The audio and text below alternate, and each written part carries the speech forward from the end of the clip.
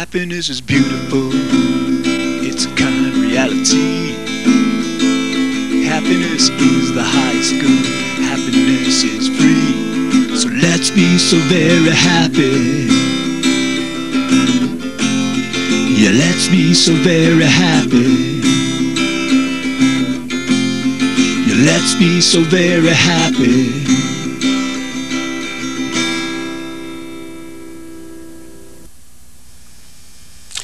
Welcome to the Happiness Show. This is Lionel Ketchian, and I'm here with George Ortega, and we're here to talk about happiness because happiness is, always has been, and always will be the point of it all. Today, we'll be talking about a happiness message to the rich. So, George, what have you got in mind today? Okay. It's the idea that let's begin with like a few facts about happiness. Generally, above the poverty line, having more money doesn't make us happier, or the effect is so marginal that this show is really about basically trying to present the message to people who are rich that rather than spending their time trying to make much more money, it'd be much wiser for them to invest in their happiness and the happiness of people around them.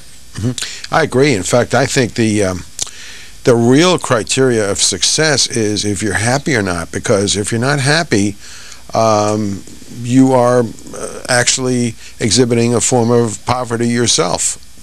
Right, and I just want to go through one fact about happiness just to accentuate this a bit more.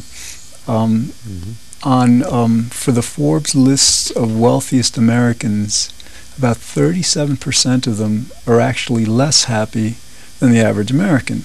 Okay, now, the average American is only about 69% happy.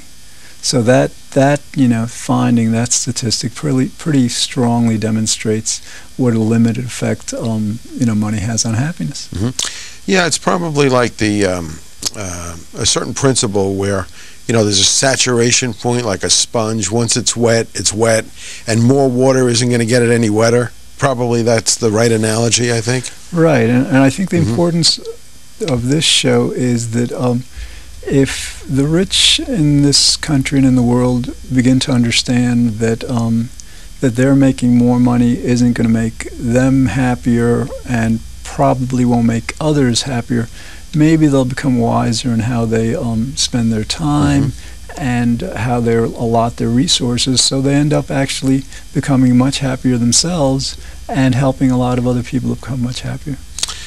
Yeah, I think it's almost like if you considered, making money is as you start out, you need to make money, you need the money, you need it for survival, for food, clothing, shelter, for your family. And in the beginning, you may drastically need the money, and you may not have enough, and that's how it begins. But then, moving on down the road, whether it's 10, 20, 30, 40, or even a lifetime of years later, when somebody may have made a lot of money and has a lot of money and owns a lot of things and has more than they need, has more than they're ever going to need, then the game of having more is still played because it's the only game they know, and I think that's the case. So I think it's important for people to, as we've always said on this show, have an understanding of happiness so they could value it. And in valuing it and comprehending it better, they could start to realize that it's actually a commodity to go after and to possess, just like money is. Yeah, and I think we all have to remember that the reason we want to make and have a lot of money to begin with is because we predict that money is going to make us happier, make those that we care about happier. So again, once we realize that, as you were saying, once a certain level is reached, more money is not going to help that main purpose of ours, then it simply doesn't make sense to continue, that course of making more. And then, so the idea is that, the rich, especially all of us in general, should really once our basic needs are met and our financial needs are met, should really be focusing then on becoming happier directly or helping others become happier. We'll explore that a bit later, but it's the idea that also emotions are contagious, so that if the rich have the resources to help others become happier, in the world, then they're going to actually become much happier also with it. Mm-hmm.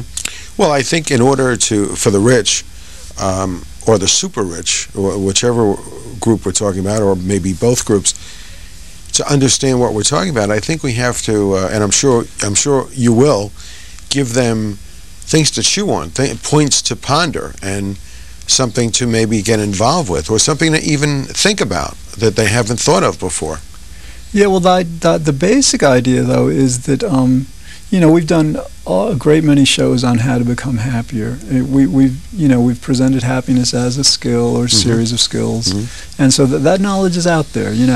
Basically, what I want to just have this show present is that to just encourage the rich to use their resources, which is, in a sense, it's really the world's resources, because a lot of times they're managing money that can, that will affect the world as well as themselves in different ways, so that if they become happier, right? One of the findings is that as we become happier, we become better people, more compassionate, more productive, more healthier, emotionally and physically. So that, as the rich become happier, they'll be helping themselves, in a lot of other ways, but they'll also be helping a lot of other people, the world in general.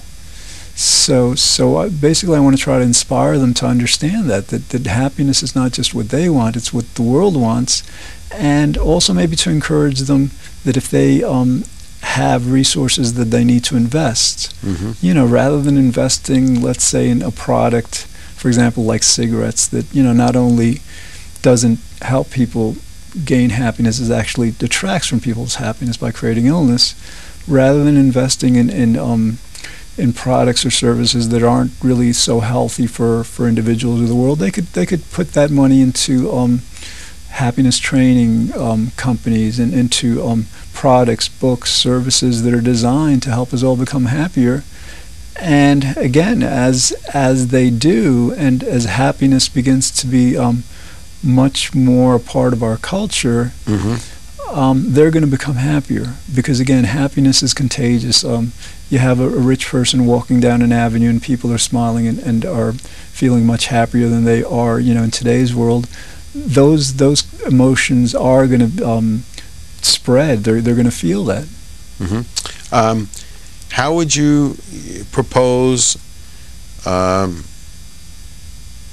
enticing these people to follow along with what you're suggesting? Well, it's really a basic matter of reason, of logic. Getting them to realize that, the reason that they wanted to make money in the first place, or the reason they value it, is for their happiness or the happiness of others. So once they understand that, then it's really up to them. I mean, there's specific things that they could do.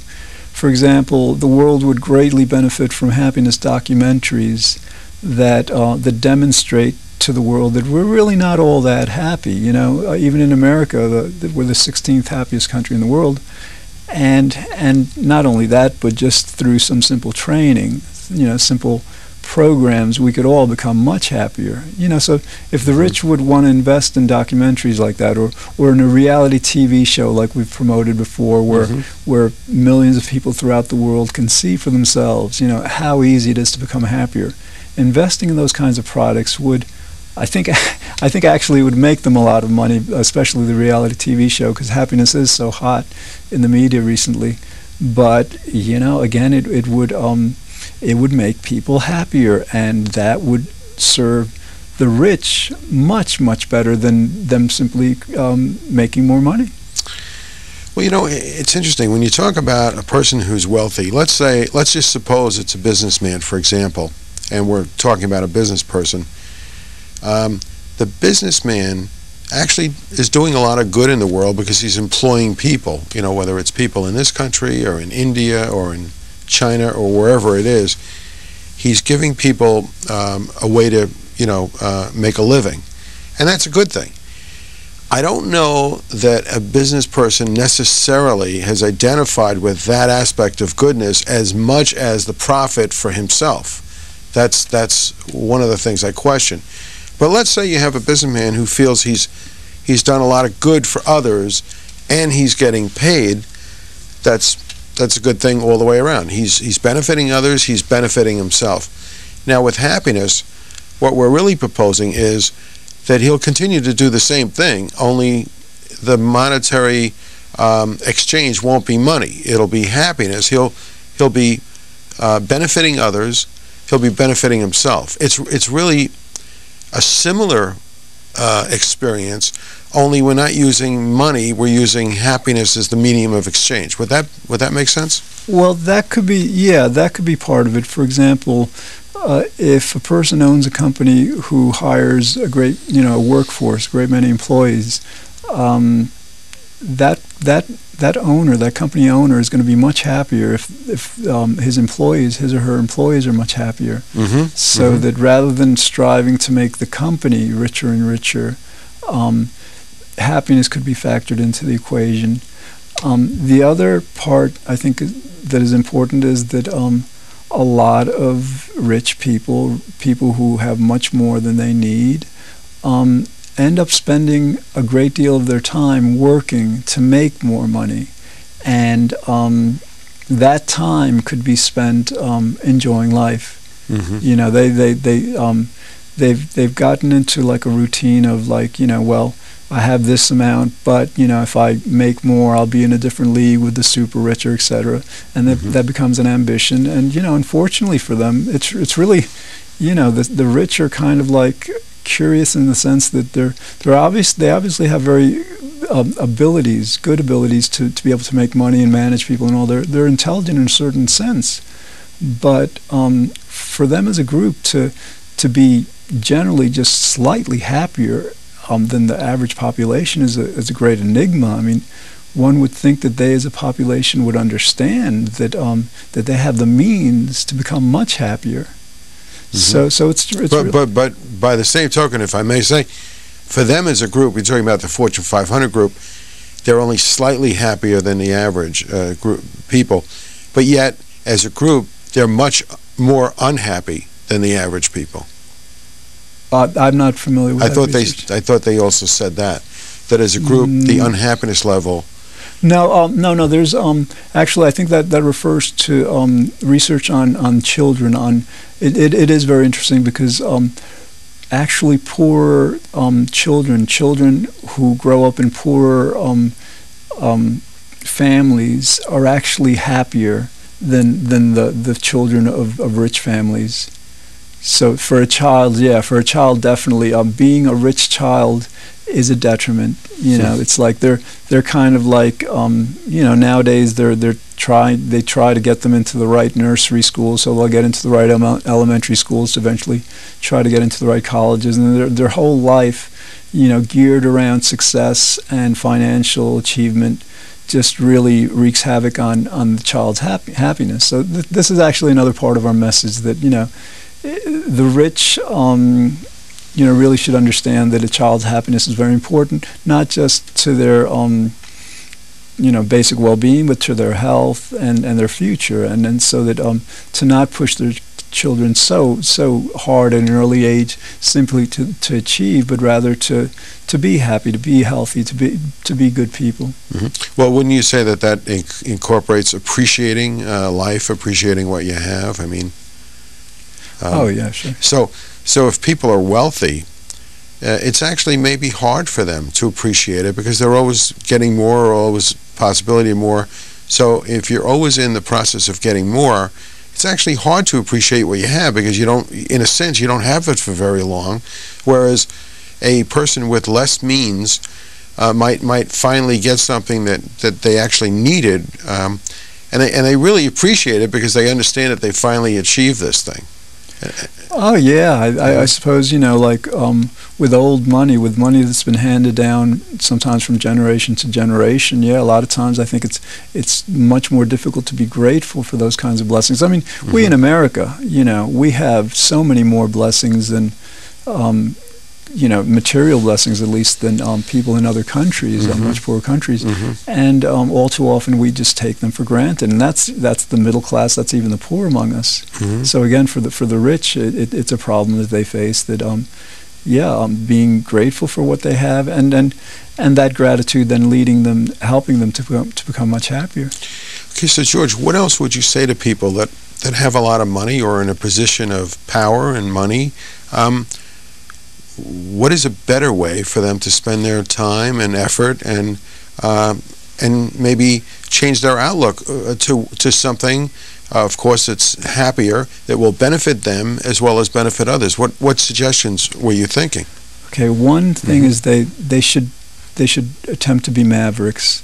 They should try to not be conventional, and that means that everyone around them is generally trying to keep up with the Joneses, trying to better the Joneses, have more, earn more, achieve more.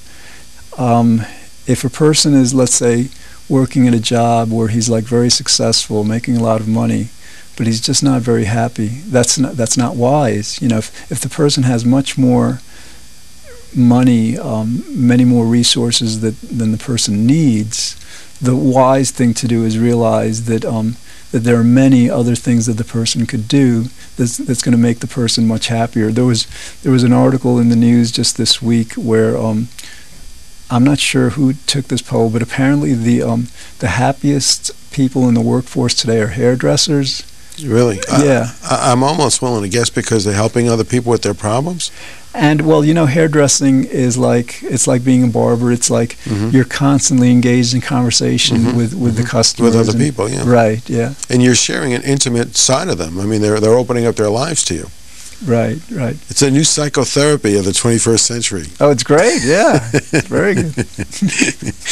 Yeah. So then, what are you actually suggesting? Okay. So again, one that when being rich gives you a great many opportunities that the less rich and the poor don't have. Those opportunities should be taken advantage of. They should really, if a person is a lawyer but doesn't like being a lawyer, let them, open a restaurant. Let them do something that they really enjoy doing, making half as much, maybe 1/4 as much, but at a certain level.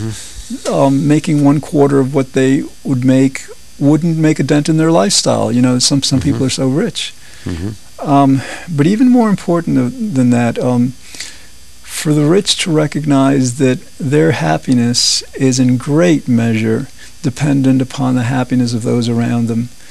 And that means that, again, here in the United States, the average level of happiness is 69%, which isn't very high at all. If a person is rich and wants to be very happy, being around people who are about 69-70% happy is going to make it more difficult, because again, emotions are contagious.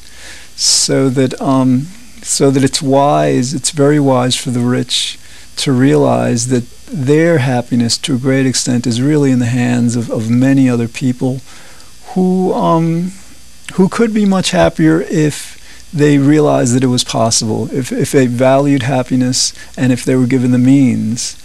Now, the rich have the means. The rich have the money and the resources to be able to create happiness companies, create these happiness documentaries, the reality TV shows, to just bring happiness into the mainstream much more so than it is now. So in terms of what they could do, not just for themselves but for the world, just to use that money to really spark this new age of happiness, not just in this country but in the world, so that people recognize that happiness is our basic reason for living. And as we do that, we'll work to become happier. We'll become much happier, and the rich will benefit, because those emotions will spread everywhere. I think that in the final analysis, the only true reason that people are going to make some of the changes that we're we're talking about is because it's going to benefit them. That's what I think. And I think that, at least for my way of looking at life, I would suggest that for a rich person to maybe spend a little less time or focus a little less time on making money and turn it more into awareness towards happiness, that happiness is important to them, to study it, to learn it, to practice it, and to spread it, for example, and realize what that does for that individual, that, in this case, a rich person. When a rich person realizes there's a benefit to them in practicing happiness and incorporating happiness, that will be the leading factor in what we're talking about. Now, there'll be some people, just like there is with money, who do good things with money, and then there's others that, but take it all, for themselves. But the interesting thing about money is, you could take it all to yourself for a while, but then you die, and then either your inheritance gets it, or the government gets it, or you donate it to some good cause. So you can't keep that money forever. You can only keep it while you're alive. So I think that's another reason for us to look at happiness as an important thing, because you're not going to keep all that money. Or another way of looking at it is you're going to keep the money, but you've only got it to the end of your life. And your life becomes very, very important. Actually, it's even more important than your money. So how about incorporating a little happiness into that life? Because in a sense, your life is much more important than money is, because you're going to lose all that money at some point. We're not talking about taking happiness with you after you die at this point in this show, but we are talking about increasing the quality of your life with happiness. And that's what I think.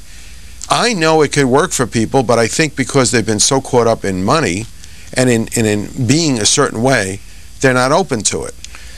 Yeah, there's also another message I think we'd like to offer the rich. Some people, we kind of are conditioned to be the way we are sometimes, and sometimes it's very difficult to change. Mm-hmm. Sometimes, maybe if we've grown up through the Depression, even though we might have a lot of money, Mm-hmm. we might have a fear of losing it. We might feel that we want to continue to make more and more so that we're secure, so that, Mm-hmm. we're secure throughout our life. So another message I think that we might want to offer the rich is that, products. We've done shows on this. Products are designed, people buy products because they think those products are going to make them happier. Okay, now, most products really don't. Most products, might provide, like you buy a soda, it's a little pleasure or something. It doesn't really affect your happiness. There are a lot of products like that. But happiness can be sold as a product through training, through training employees, through books, movies, documentaries, etc. And that a person in this environment where happiness is getting more and more popular, it's getting into the media more and more, and I would imagine over the next few years or so, you'll see these happiness businesses springing up, teaching people, in classes, individually how to become much happier. That in this environment, if a rich person wants to both work on happiness and making a lot of money at the same time, investing in happiness, the happiness industry, I think would be a great thing, because again, I think I think our world is moving into what I think we can refer to as an age of happiness. We went through our industrial revolution, our technological revolution, various other advancements, agricultural revolution, etc. And we're finally realizing that, yeah, these things are good, but what we really want is happiness. And so now our world is finally awakening to that, and the rich can make enormous sums of money capitalizing on our finally awakening to that and beginning to buy happiness as a product. That's excellent thinking. I agree. George, we're getting closer to the end of the show, not quite there yet, but were there any other points that you wanted to bring up and share with people along these lines? Well, I think, there's a concept called noblesse oblige.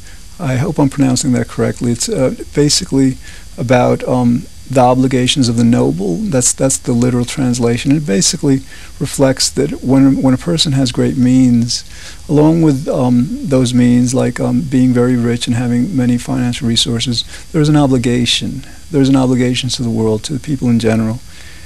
And, you know, within that concept, that idea, I think the rich are obligated to lead the world in the best of ways, to help the rest of the world behave in ethical ways, to help the rest of the world in terms of their well-being, emotional well-being, physical well-being. And so I think the rich who really have the means to create this much happier world really should take it upon themselves as a responsibility, as an obligation to use their resources, use what they've been actually given by God, or that they've been fortunate enough to obtain, in the best way possible. And that really is about happiness. You know, the rich could do no better for the world than helping the world become happier. And again, since they do have the means, that would be the best way for them to utilize them.